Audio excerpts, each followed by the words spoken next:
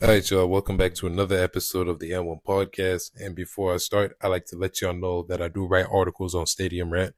I do have a Instagram and the number one underscore podcast. And I do have a Twitter and one podcast 23. So we have a new week of NBA basketball. And before I get to what I want to talk about, give a little standings update. Start off with the Western Conference. The Warriors are 10-3, first seed. The Thunder are 11-4. The Lakers are 10-4. The Rockets are 10-5. The Nuggets are 8-5. The Suns are 9-6. The Timberwolves are 8-6. The Clippers are 8-7. The Mavericks are 8-7. The Grizzlies are 8-7. The Kings are 8-7. The Spurs are 7-8. The Trailblazers are 6-8. The Pelicans are 4-11, and the Utah Jazz are 3-11. Now, for the Eastern Conference, Cleveland finally took their first loss last night. I will get to that.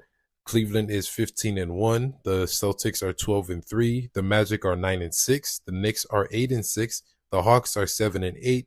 The Heat are 6-7. The Pistons are 7-9. The Pacers are 6-8. The Nets are 6-9. The Bulls are 6-9. The Hornets are 5-9. The Bucks are 5-9. The Raptors are 3-12. The Wizards are 2-11, and the Sixers are 2-11. Now I want to get to Cleveland taking their first loss this season last night to the Boston Celtics. Very competitive game, very close game. Cleveland put up a really good fight, but Boston just keeps overwhelming teams with those threes. Boston just doesn't miss. They just do not miss from three. And that's the crazy part, because like there's nothing you can do about it. Like you can guard the perimeter, but even though you guard the perimeter, it's like there's always somebody open from three. And for Boston, they have beautiful ball movement. They're always getting a good three. They're always getting a good look from three, even though in my opinion, it's way too much. And I will actually get to threes all the time very, very soon. But it's just so much threes that there's nothing you can do about it. Even though Cleveland, like Donovan Mitchell, yeah, he was attempting threes, but I've seen him attempt a lot more mid-range shots, driving into the paint to get a good layup, and that's really good. But just the threes, man, from Boston, it's just so much. It's so overwhelming, and there's only an amount you can do. So even though, yeah, Cleveland did lose their first game, Cleveland is a really good team. Cleveland is a possible team to take down the Boston Celtics because they didn't have their prime perimeter defender Isaac Okoro there. So I think honestly, if Isaac Okoro was there, he would be able to stop Tatum a little better, because Tatum did drop 33, I believe, and he had like 12 boards. So having a really good perimeter defender to stop Tatum, that was really needed. But unfortunately, Isaac Okoro didn't play. Darius Garland shot terribly, so he needs to get back in rhythm. So even though they did lose, I don't want people saying, "Oh, it's a fluke." Their season is a fluke. Oh, they're not gonna be a good number one seed. They're fake, isn't that? Nah.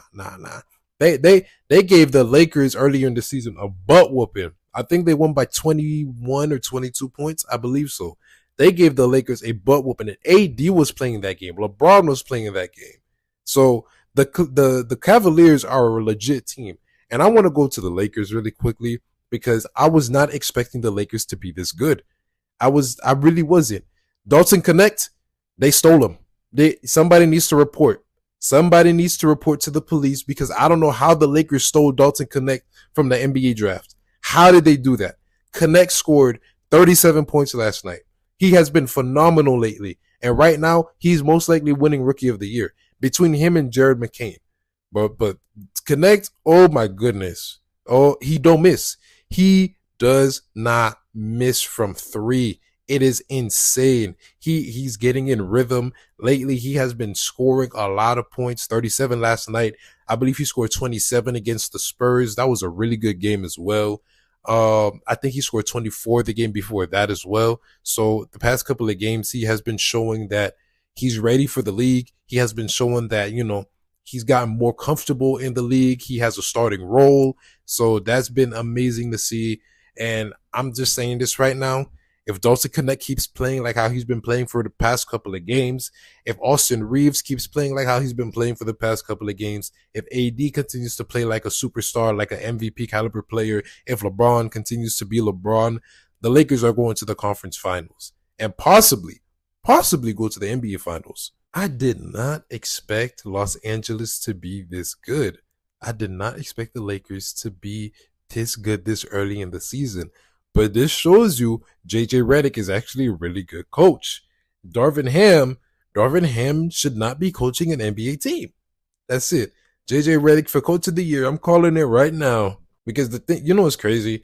Most coaches, like you can say Steve Kerr possibly, oh, Steve Kerr is only that good because he had Curry, KD, Clay, Draymond. And you can say the same for when Steve Nash was coaching the Nets. The Nets were good that year when because Kyrie, they had Harden, they had KD. But the Lakers are basically the same roster with a couple new spots, and they look like they are one of the best teams in the league. So yeah, JJ Redick is actually a really good coach. JJ Redick, if the Lakers end up as the top 3 seed, I'm saying JJ Redick definitely is going to win Coach of the Year. And that's the crazy thing because my Coach of the Year pick was Tom Thibodeau, I believe. I believe that the Knicks were going to be the best team in the Eastern Conference. They were going to be the best team. But right now it's Cleveland. But I'm not going to lie. Karl Anthony Towns, he's been hooping. Lately, Karl Anthony Towns has been hooping. So we got to see. New York, if Karl Anthony Towns can play like this in the NBA playoffs, I could see the Knicks going far in the playoffs. I'm not even going to touch on my Miami Heat because they keep pissing me off. Although Jimmy Butler did come back. Congrats on the win. 17-point win against the Sixers. Butler scored 30 points. He got 10 rebounds, I believe. But that's great, especially he's coming off of that ankle injury. So scoring 30 points, that's great.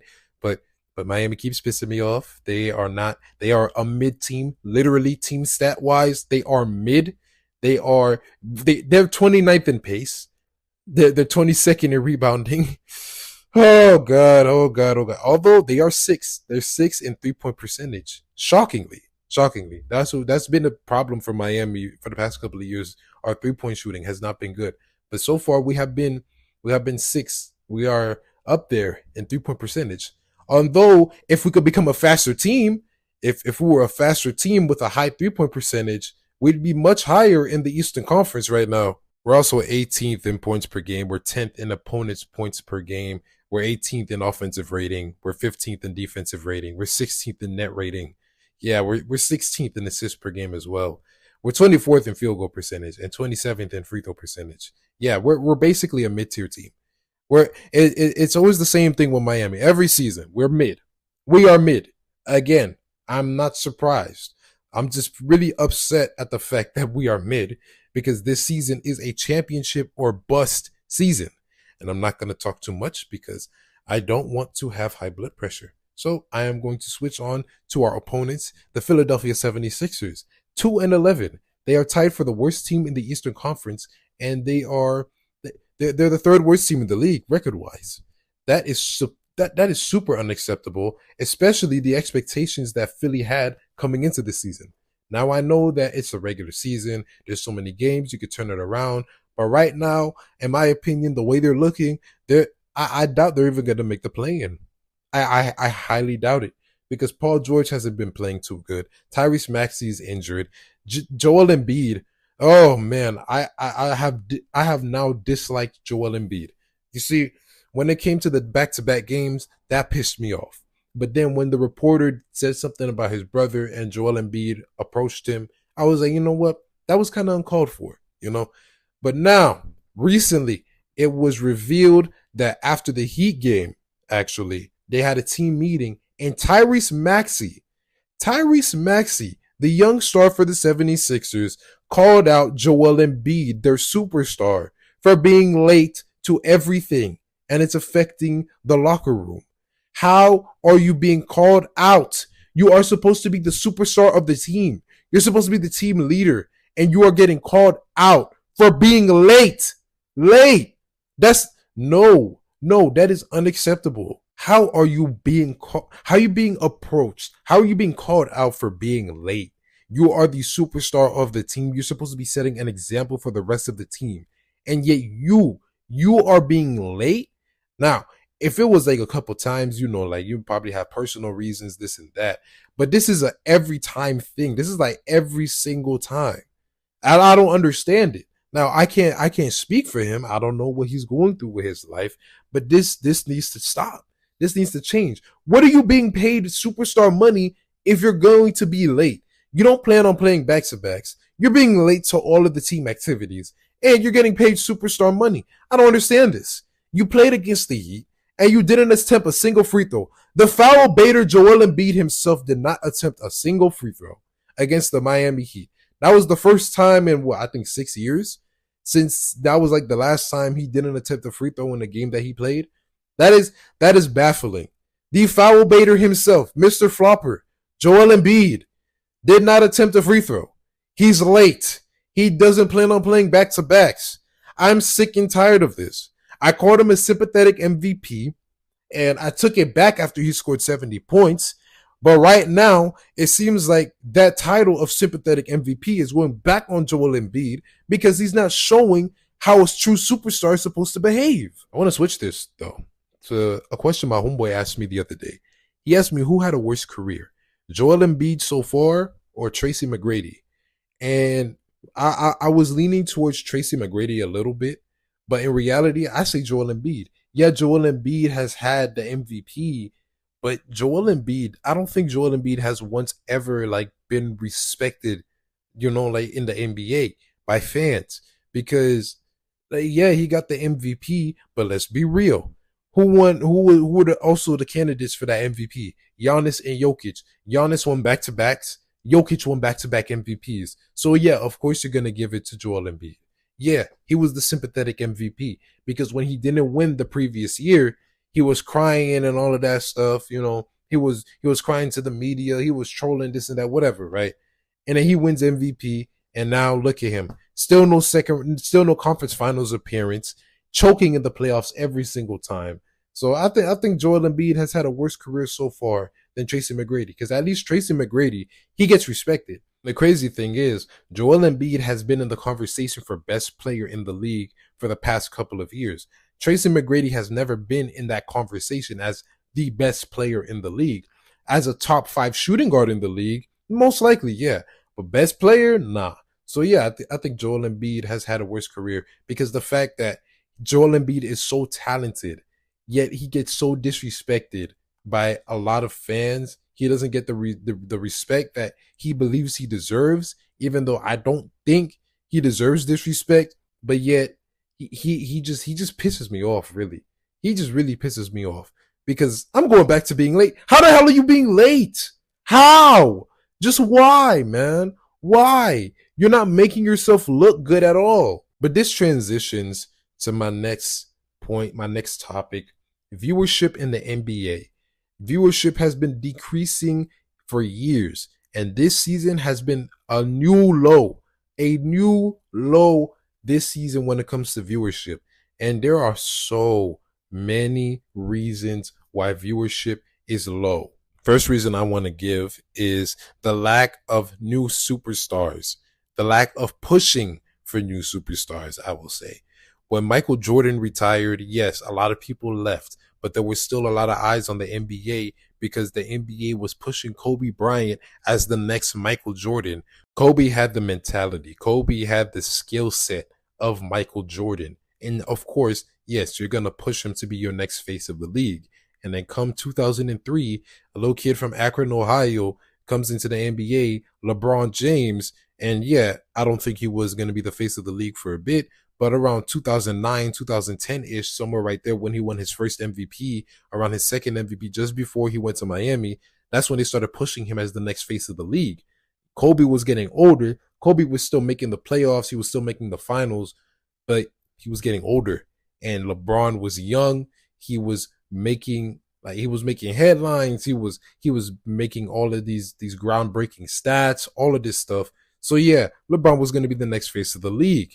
And now you fast forward, LeBron is getting a bit older, and now you got KD who's in the mix. You got Curry who's in the mix as well. So now you got the 3 faces of the league, LeBron, Curry, and KD.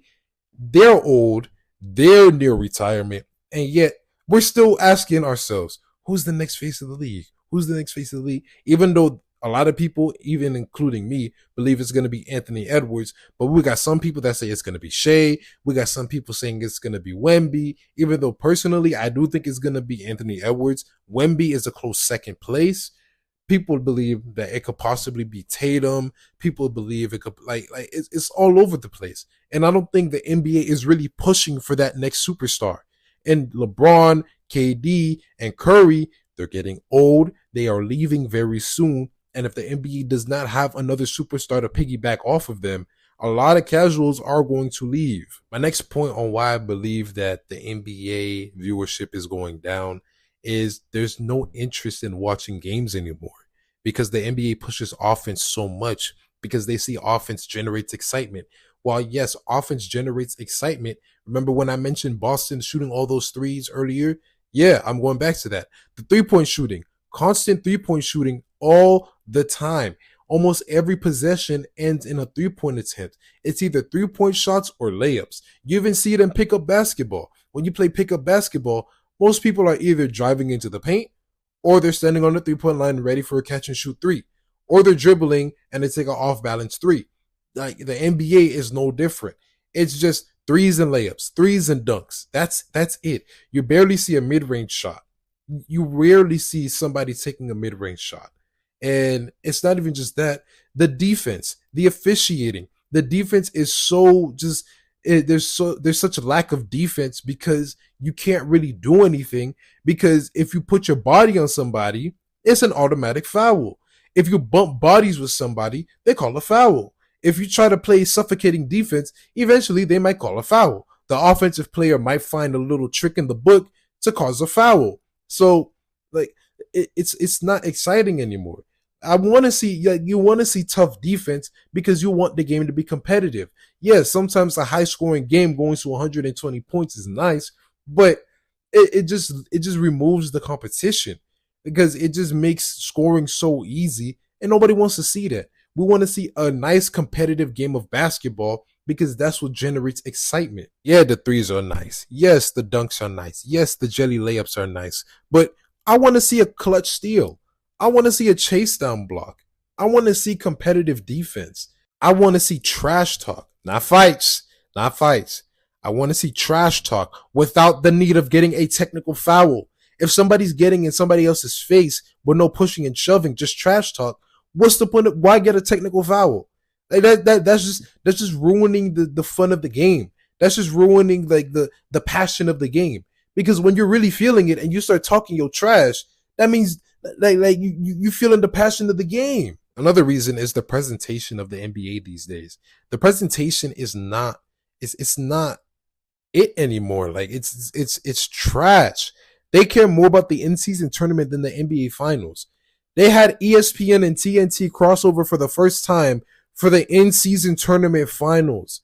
You should be doing that for the NBA finals. You should be having Inside the NBA and the guys of NBA Today. You should be having that crossover for the NBA finals because it's the NBA finals. Who care? Nobody cares about the in-season tournament except the guys that are not making much money because they want to make an extra $500,000. That's it. And yes, the in-season tournament is still new, but you have custom courts. You have this season they have a custom basketball for the in-season tournament. A custom basketball. You don't even have that for the NBA finals. You don't even have the NBA trophy in the center court for the NBA finals anymore.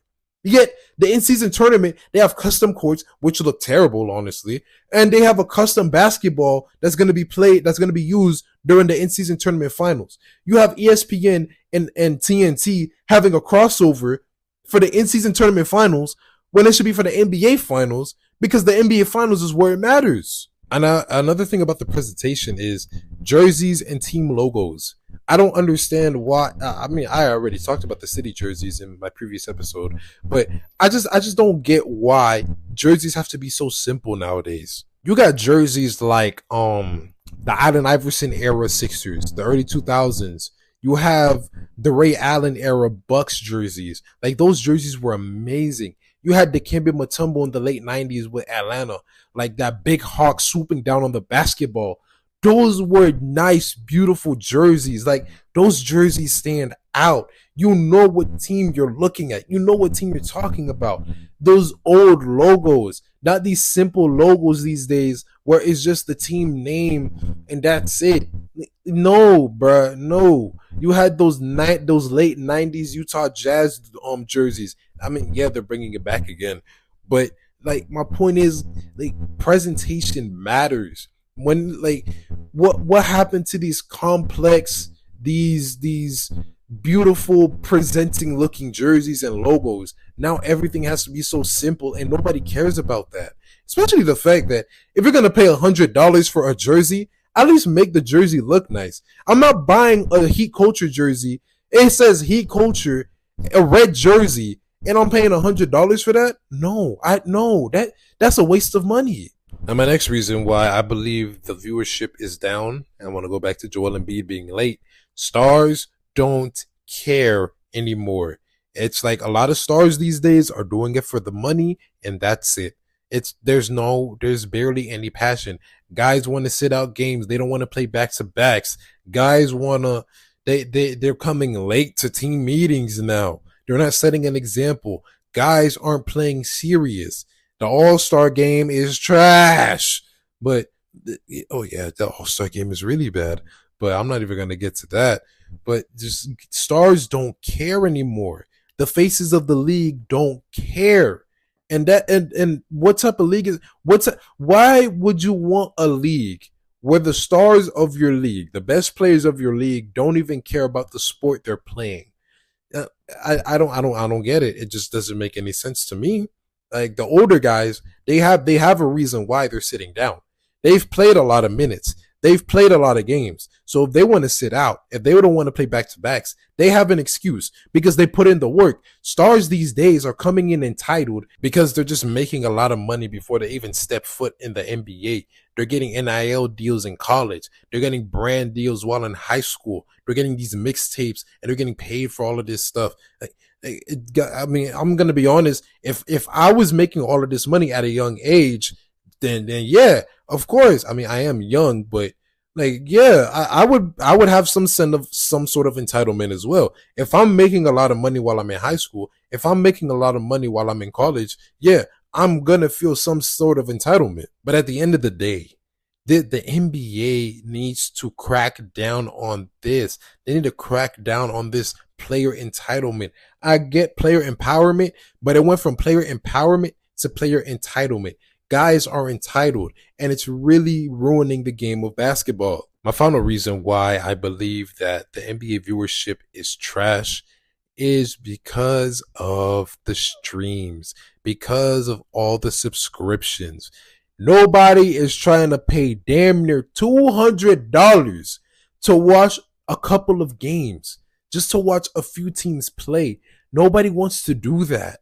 That is just criminal. You gotta get Fubo. You gotta get HBO Max. You gotta get ESPN Plus. You gotta get here. You gotta get there. Like it's a whole spider web of just subscriptions that you have to get if you just want to watch a handful of teams. Not even all the teams, a handful of teams. And I hear stuff about League Pass is trash. I hear the quality of League Pass is terrible. I hear it lags. Sometimes it doesn't play the games. So you're not even getting your money's worth when it comes to League Pass. So of course, a lot of people are gonna go to those streams. A lot of people are gonna go on Stream East. A lot of people are gonna go on those other streaming sites that I will not name because I don't want the FBI coming after me.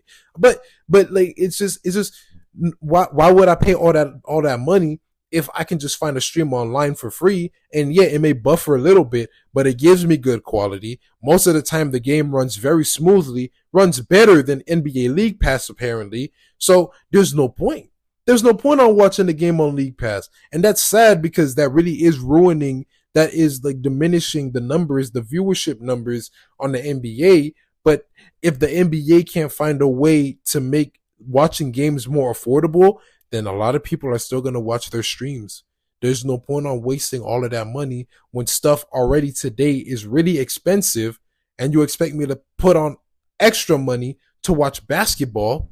So no, I'd rather just watch a stream. So what if I may get a virus on my laptop? At least I got to watch the NBA finals for free. That's all of my reasons, really, actually. Those are my reasons why I believe the viewership in the NBA these days is not the best compared to just 10 years ago. 10 years ago, the NBA was a completely different place. But that's really it, you know? So with that being said, I'm out.